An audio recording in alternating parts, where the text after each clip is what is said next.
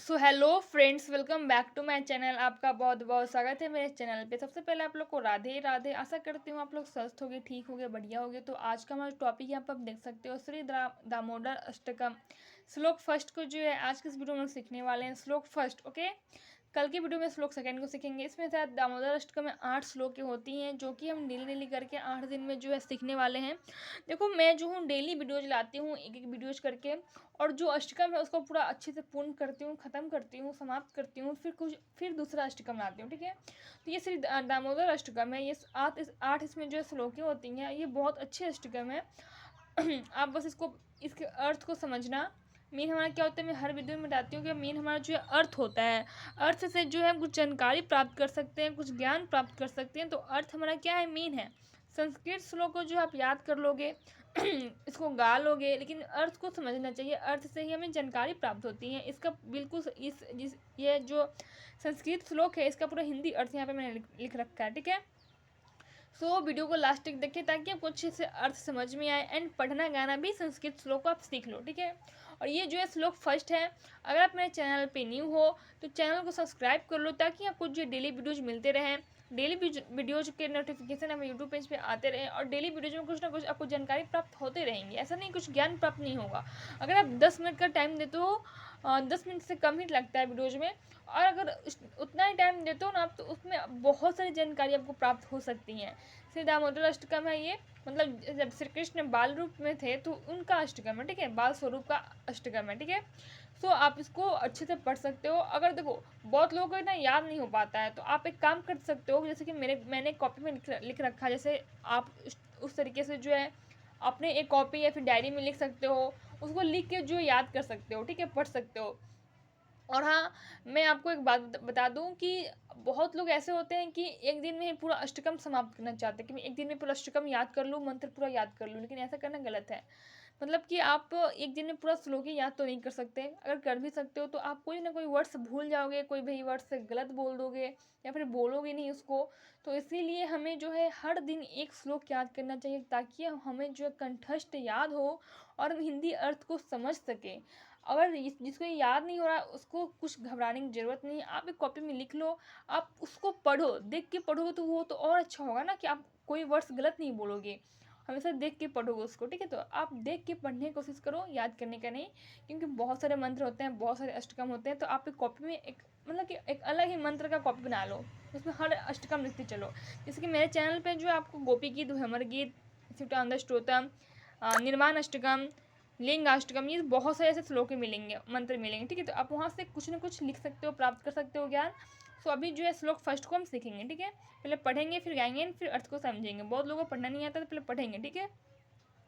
नमामि स्वरम सच्चिदानंद रूपम लसत्कुंडलम गोकुले भ्राजमन यशोदाभियोलु खलाद वामानम परामृष्टम अत्यंततो दुरत्य गोप्या गोपिया, ठीक है। इसको गाते हैं। देखो, अपने अपने राग में आप गा सकते हो, जिसको जैसे आ रहा है गाना वैसे गाओ, बस प्रेम से गाओ। ये नहीं कि जैसे मैं गा रही हूँ, या फिर कोई भी इंसान बहुत अच्छे से गा लेता है, लेकिन वैसे नहीं करना है। जैसे आपको आ रहा है वैसे गाओ, लेकिन प्रेम से गाओ बस, ठीक है। श्री कृष्ण जो है हर चीज़ को स्वीकार करते हैं। अगर प्रेम से गाओगे, प्रेम से उनकी पूजन करोगे, तो हर चीज़ को स्वीकार करेंगे। बस प्रेम रहना चाहिए, ठीक है। तो इसको गाते हैं हम। नमामीश्वरं सच्चिदानन्दरूपं लसत्कुण्डलं गोकुले भ्राजमन् यशोदाभियोलुखलाद्वामानं परामृष्टम् अत्यन्ततो दुरत्य गोपया, ठीक है। इसको आप 2 बार रिपीट कर सकते हो, मतलब रिपीट कर सकते हो। अब इसका अर्थ को समझते हैं। अर्थ क्या हमारा मीन है। इसको छोटा कर ले थोड़ा। हाँ जी। तो आप जो अर्थ को समझ सकते हो। देखो, जैसे मैंने एक डायरी में लिख रखा है, आप भी लिख सकते हो और इसको पढ़ सकते हो डेली, ठीक है। हर दिन एक श्लोक आपको मिलेंगे, तो हर दिन आप उस श्लोक को लिखो, अर्थ को समझो। ज़्यादा टाइम नहीं लगेगा, 10 मिनट से अगर लिखते हो तो 20 मिनट लगेगा, ठीक है। तो आप इसको ऐसे पढ़ सकते हो, गा सकते हो, ठीक है, लिख के अच्छे से।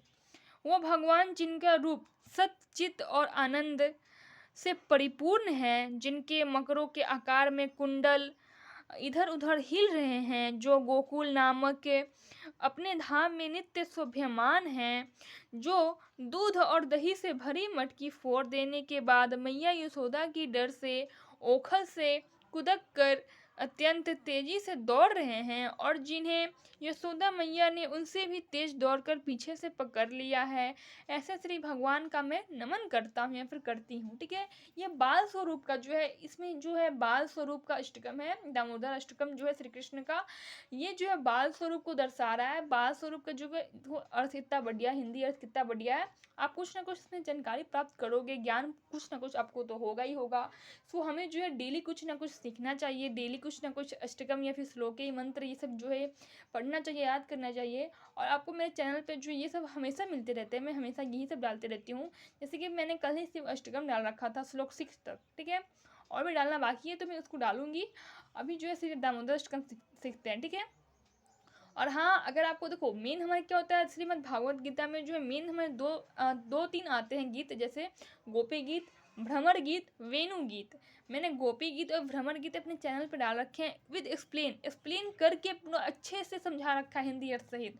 पढ़ना सिखाया, गाना भी सिखा रखा है। ठीक है, तो आप गोपी गीत को अच्छे से पढ़ो। बहुत लोग कहते हैं, संत लोग कहते हैं, मानना है इनका कि अगर हम गोपी गीत का नित्य पाठ करें तो हमें जो है श्री कृष्ण का एक बार जीवन में दर्शन जरूर होता है।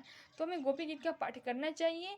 एंड जो है भ्रमर गीत क्या है, बहुत लोगों ने भ्रमर गीत के बारे में नहीं सुना होगा। भ्रमर गीत जब उद्धव जो है वृंदावन आए थे तो गोपियों और उद्धव के बीच में जो वार्तालाप हुई थी उसी के बीच एक भौरा, भ्रमर को क्या कहते हैं, भौरा, भौरा आया था, उसी को निशाना बना के जो गोपियों ने इस गीत को गा रखा है। ये भी गीत जो है श्री कृष्ण की लीला पे हैं, उनसे बिछड़ने के लिए हैं।